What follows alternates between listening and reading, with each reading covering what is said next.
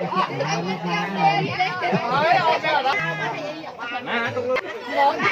ơi, tôi lục bảo vào ồn á chứ.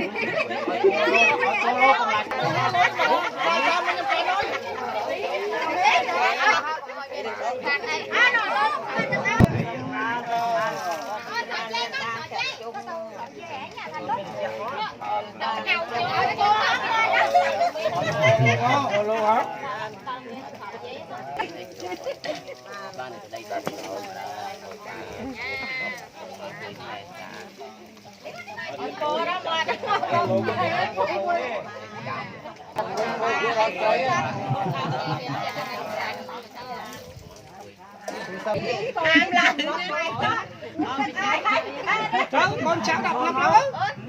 Tao dân tao biết. Người mẹ.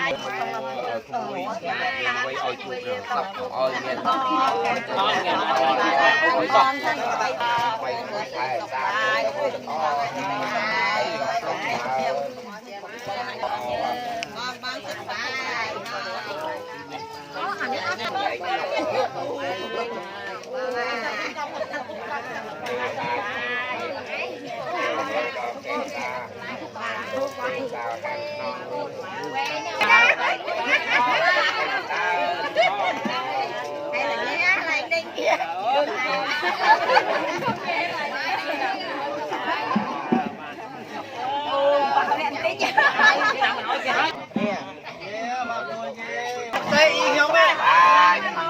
Con vui.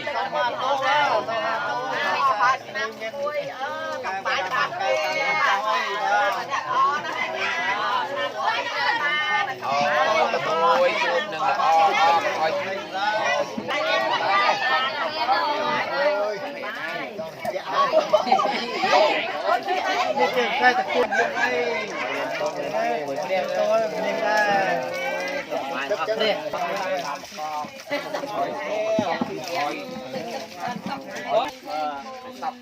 Nè.